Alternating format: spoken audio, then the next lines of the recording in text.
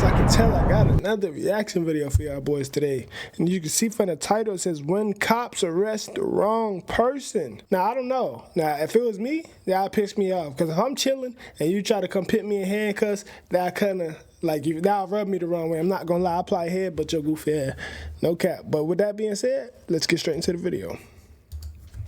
Cops have little to no room for error in their job, having to deal with life or death situations daily. But what happens when the cops mess up and accidentally arrest the wrong person? Man, yo, that's some bullshit. Get up, put your hands on the car. Starting with the controversial case of Patrick Mumford. Patrick was just getting back home when two officers confronted him, claiming there were warrants out for his arrest. What the cops didn't realize, though, is that the warrants were for a completely different man, but this didn't seem to bother them.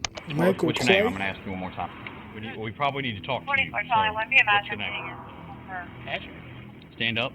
Turn around, put your hands in the car. What happened? Patrick is justifiably nervous here after suddenly being confronted by multiple police officers, but still manages to give the cops his name. However, they decide that they don't believe him, and instead of asking for an ID or trying to confirm his identity in any way, they immediately decide to do this instead. What I do? Man, what I do? Y'all ain't telling me what I do, man. You got a warrant. He just came back from his probation officer. I got taser. You coming out? You coming out? Hey, come out. Get your hands out now. You got 3 seconds. Hold on, man. 3 seconds. Do not reach. Get up. Put your hands on the car. Show me the warrant. Come out. Show me the warrant. 2. All right, take it. All right, get off. Move. You coming out or not? Stand back. Come out. You got a warrant. I'm not telling you again. You better get out of the car. Y'all ain't letting me know what's Get out of the car. Get out of the car. Man, y'all better leave me alone. Get out of the car. Man, y'all better leave me alone, cousin. All right, move, Fox. Move. They made his ass ride the lightning rod. I'm trying to tell you. The lightning and the thunder gonna do it every time to their ass. Now, this is the wrong dude, though. So y'all just tased the wrong motherfucker. I'm not gonna sit here and cap to you. That's kind of crazy. Look at his ass, bro. Y'all made him ride the lightning. Now, to stop this whole situation from happening, all the motherfucker had to do, well, he is out on probation, so it's kind of crazy. All he had to do, just give me your ID, bro. You feel me? That would have stopped all of that. And you wouldn't be sitting here riding that lightning right now. Because I know that shit hurt for a fact. I rode it myself personally. No diddy. You feel what I'm saying? So I know that shit hurt. Just hand them your ID, and the cops, they didn't have to escalate, but you escalated with them.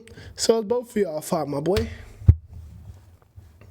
It took just 38 seconds from the police making first contact to giving the order to tase him. According to the cops, Patrick was given numerous reasonable opportunities to comply with officers, but because of his resistance, they were left with no choice but to stun him. But even after being tased and detained, the cops still aren't finished roughing Patrick up. Something was going on, man. Just off me, man. He keeps reaching for his back.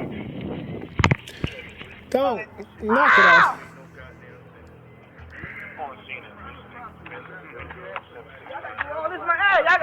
Quit resisting. I got it, guys. Just search whatever he's going for. The cops searched Patrick to try and find whatever he was reaching for, assuming he was hiding a weapon of his own. But predictably, they find nothing other than his wallet. This would end up being a blessing for Patrick, though, as inside his wallet, the cops found his ID.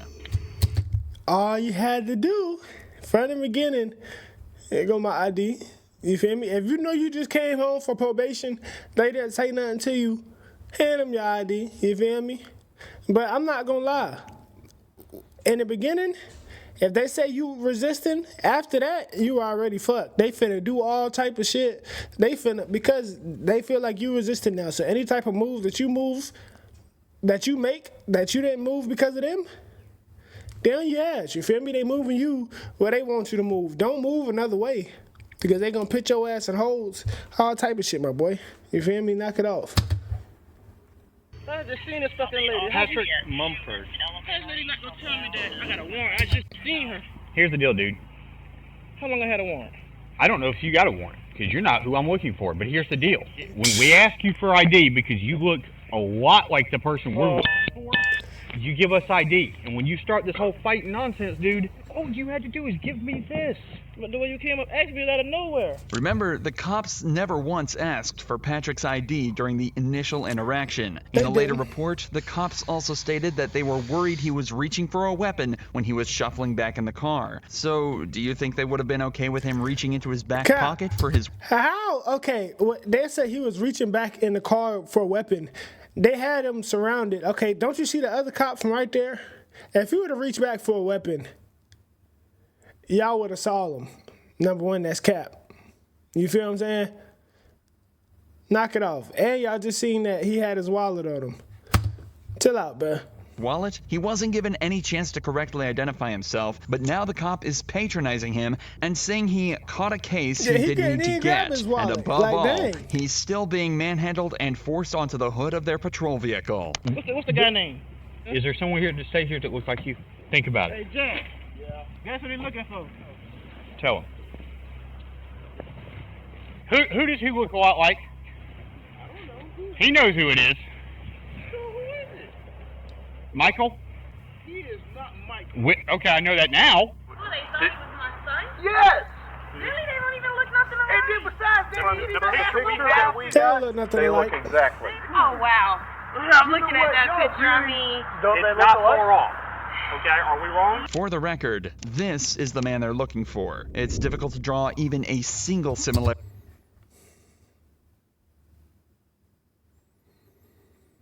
The nose? Maybe? But they have a different facial. Come on, but y'all just be saying anything.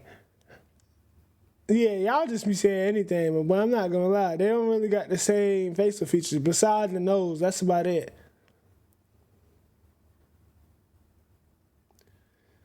I don't know. Am I tweaking? Ooh, I don't know.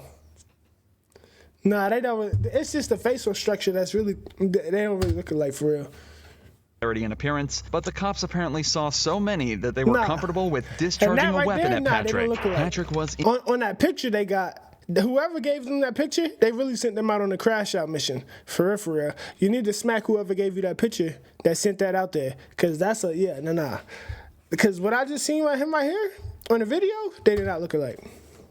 Probation and was fixed to lose his job and position at college. Thankfully, though, an internal investigation was launched into the 4 officers on the scene, and it was concluded that they didn't follow proper procedure. All 4 of the officers were suspended, and Patrick was awarded with a settlement of $100,000. But David Wiggins' story doesn't have such a happy ending. He was pulled over and forced out of his vehicle with not so much as a second thought from the police, but they failed to realize he too was the completely wrong guy.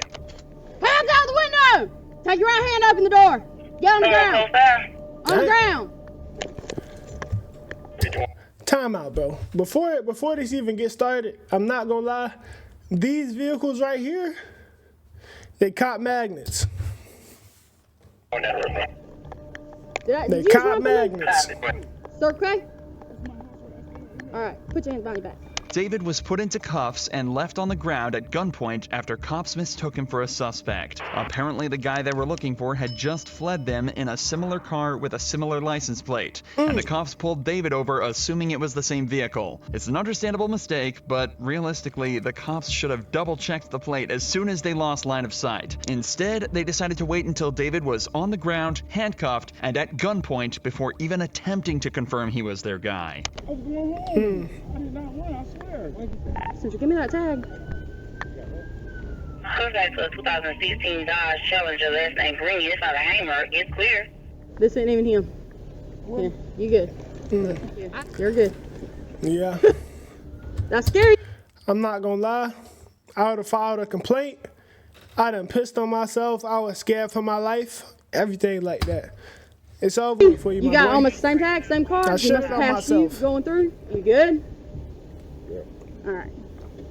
You have a good one, okay? I'm sorry about that. David was offered little other than an apology for the whole ordeal and was sent on his way after being correctly identified as the wrong guy. Yeah, But that wasn't enough for nightmares. David, I and in can't July of sleep at night, bro. I'm 2023 thinking about that decided shit. to file a lawsuit against the city of Marion, There we claiming go. Come gross on now, stop negligence, playing civil with it. assault, battery, and false imprisonment. In the complaint, David alleges that he was forced to endure 3 minutes handcuffed on the ground with a gun to his head, not knowing if the next second would be his last. He also notes that the apology was a mockery. As of this video's upload, the case is still ongoing. However, when this cop in Florida was faced with the same to show exactly how you should handle it. I'm not trying to get shot over this. Do you really think we want to be out here killing people? A deputy in Volusia County was looking for a burglar when he stumbled upon Joseph Griffin, a man who he said perfectly matched the description. There's a burglary that happened. You kind of fit the description. Let me just make... Really? A motherfucker with army shorts on and a tank top, visible as hell, fits the description. Let me just make sure that you're not him, okay? All right? I'm a vet. I have my ID. Okay, can I see your ID? Yeah. You literally, they said white tank top, black shorts. And they said that you had a beard, all right? So I'm not saying it's you, but it was a black male. Again, not saying it's you, buddy. This cop is obviously aware of how difficult this very interaction can be, especially if it turns out he's not who he's looking for. So he approaches him politely and attempts to resolve the situation rather than escalate it. Just bear with me, okay? Because you fit the description. I'm not saying you're guilty, but my sergeant... You ain't see no picture or nothing. Now you seen what happened to the last 2 security guards, ain't it? All right, fuck around to find out. All right, before you start accusing motherfuckers. That's my sergeant. I got you. I just had a daughter born 2 days ago, so I just have this online. It's live? I'm not Do trying you mind setting it down here? Just for now, I'm gonna detain you. Look, you're not under arrest. I'm detaining you right now because you fit the description, okay? Just hang tight for me, okay, buddy? Joseph respectfully informs the cop that he's live streaming the interaction for his own safety before being detained. He's also told that he's not under arrest and not being charged with anything. They just don't want to give him the opportunity to run should he end up being the suspect. We're not saying it's you, but you fit the description. That's why I'm detaining you. If it's not you, we're gonna cut you loose and you're free to go, okay? But I just want you to see through us why, you know. 7 cop cars going. Hey, everything going on. It's just a little bit scary. Yep. This is it was a burglary. It's a burglary. It's serious. It's not a joke. You got these guys that are getting ready to go home, and we're coming in. So that's why you have so many. The cops are doing their best to put Joseph at ease, but you can still imagine how stressful of a situation this would be. He's doing a good job at staying respectful and composed, but you can definitely still tell he's on edge. We appreciate you being very cooperative. Other people would just... I'm not trying to get shot over this. You ain't gonna get Seriously, do you really think we want to be out here killing people? Do you honestly think that? I'm a military police. Like I said, brother, I've been in the same boat. After just 10 minutes of waiting, they hear back from the witness who had just received a picture of Joseph. So good news for you. The witness is saying that the clothes you're wearing and all that it's called a show up. So we got a picture.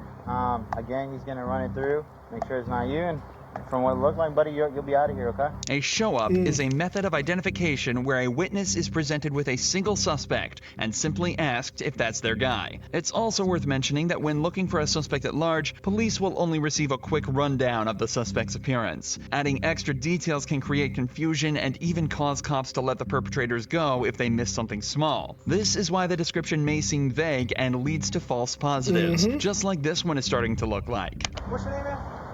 Joseph, hey man, listen, Jake. Just want to say thank you for keeping a cool, good demeanor. We just got the picture finally from... See, now with this one, if they didn't get the picture yet, then I can kind of see where they messed up at. You feel me? I understand this one because they said white tank top, black shorts. I can see where they messed up on this one. But if they see the picture and they still on bullshit, and if it don't look like them, I'm on their ass. Witness, and I get why they went out with you for sure. Clearly not you, but the clothing description and everything matched. So obviously these guys didn't have that to go with. They just had a description and he matched it. It's pretty good.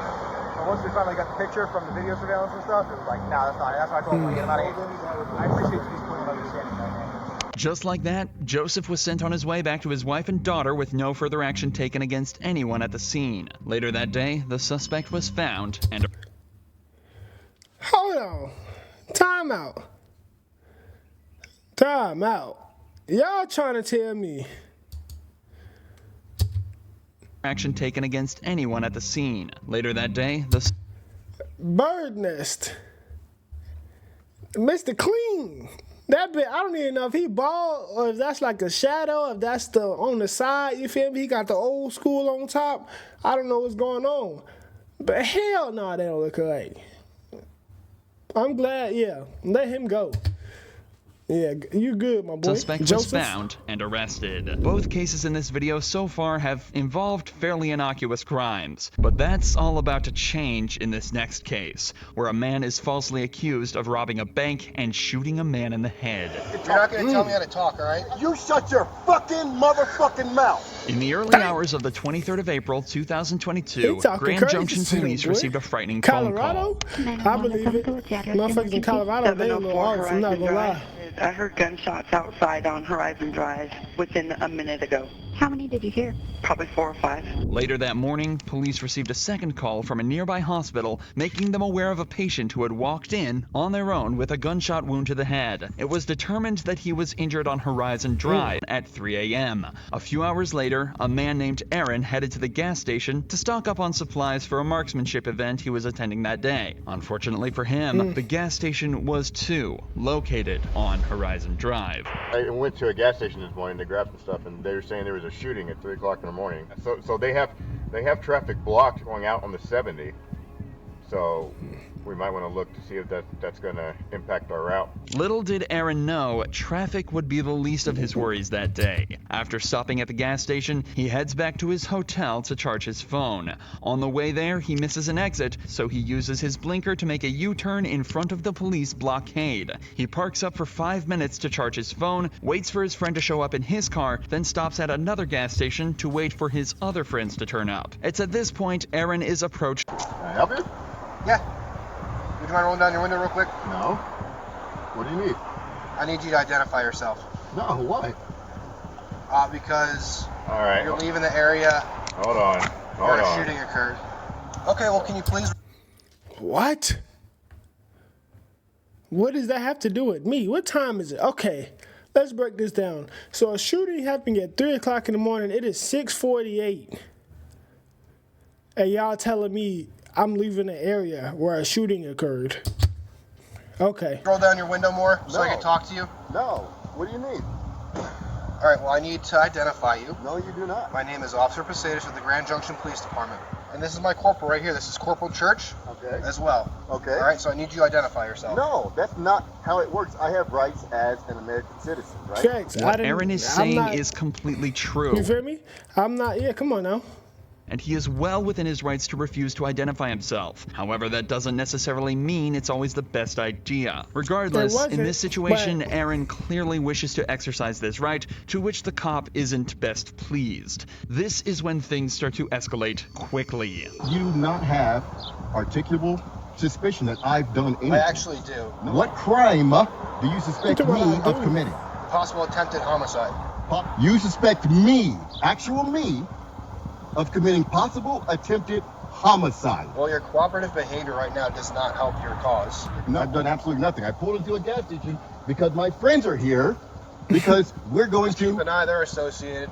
At this point, Corporal Church heads over to Aaron's friends, where he discovers that his name is indeed Aaron, and that it matches up with the registration on the vehicle. Meanwhile, Officer Posadas attempts to shed a little more light on why Aaron is being highlighted as a suspect. Right, exactly. You're leaving the area of a crime. Exactly. With a similar colored vehicle, similar nature to the description. What description of that vehicle did you get?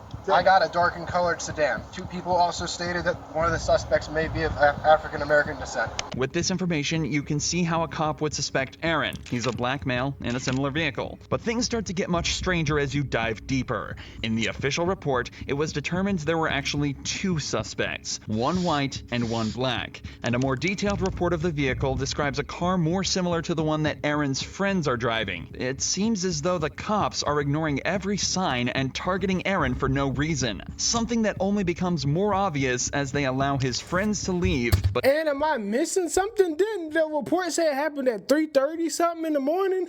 Why are y'all pulling me over at 6 o'clock? Okay. But keep Aaron at the scene. As a matter of fact, give me everybody name and badge number at the station. I want everybody. Yep. I want everybody name and badge number at the station. If I can tell them up. They were also in a dark sedan, but you aren't fucking stopping them and questioning them. Okay, well, I'm sorry. Nope. Sorry that you Shut feel your that way. fucking mouth. I don't want to fucking talk. You're not going to tell me how to talk, all right? You shut your fucking motherfucking mouth. Corporal, come up here. It's not working. It's not working. He's currently recording on his phone, but he's highly uncooperative with me, screaming and yelling at me. Told him that his vehicle matches the description given, blah, blah, blah. He's very upset right now. Why are you not cooperative? Because I don't have to be cooperative with your investigation. Well, you have to ID yourself. Right? No, I do not. Tell me why I have to ID. Well, Colorado state law says you do. I want you to explain why me as a person, have to ID to you. Colorado state law says you do. The cops continue to ask for Aaron's name despite having already been told by his friends and realizing it matches up with the name on the vehicle. But they don't, because they don't think, okay, we already got his name, fuck him, I don't need to tell him. Okay, you have the registration, right? The friends tell you that's his name. When you ask him what's his name, they say Aaron. It matches up to the description. Okay, we got his name. Just call him Aaron. See how he reacts to Aaron. Okay, Aaron. He might react. Sometimes the face is going to tell. You feel me? You don't got to keep asking him the same question. He's not answering the question. You're just going to keep making somebody mad and agitate. How many times somebody asks you a question over and over and over again and it pisses you off, right? Exactly. Come on, bro. Sometimes they know what they be perhaps doing. the funniest part of this entire interaction is what happens when Aaron instead asks for the sergeant's name. What's your name and your badge number? What's your name and your badge number? Well, I'm not going to give that to you. You have to. No. Yes, you do. No. You are a public servant. I'm asking for your name and badge number. You also have to give me your name. No, I do not. Okay. So you wanted me to explain to you why I'm asking for you to identify yourself? Yes. Because we had an incident happen here? Wait, hold on. First, okay. please give me your name and your badge. Okay. Well, no, I won't give you that right now. What do you mean you won't? This is the most ridiculous thing So, I've ever I'm telling encountered. you. It's important to note that the Grand Junction Everybody Police in the Department station, give me require that shit. police officers to identify themselves upon request, but the sergeant later claimed he simply forgot. Aaron was never made aware of why they targeted him so I directly forgot. at the scene, Nah, but in niggas the be official capping. police report, the cops say that the reason they suspected Aaron was because of the U-turn he made. Remember, he simply missed his exit to the hotel, and there the road ahead of him was closed, leaving him with nowhere else to go. They also alleged that he didn't use a turn signal for the maneuver, something that can easily be disproved by listening to Aaron's dashcam footage. Yo, they be capping their ass off, my boy. As They you'd be expect, an capping their internal ass affairs off. investigation was launched into the officers at the scene, and it was concluded that there was no wrongdoing, and the cops conducted themselves perfectly. Aaron has since launched his own lawsuit against the Grand Junction Police Department, but as of this video's upload, and the that's in Grand investigation is Junction? still ongoing. Oh, yeah. Check out. Nah, motherfuckers in Grand Junction is actually kind of different. I'm not gonna lie to you. I'm not actually, since they just said it was in Grand Junction, I kind of believe it. But with that being said, this is gonna conclude today's video. If you like what you saw, hit that like, hit that subscribe button, turn on your post notifications, and I'm out. Bow.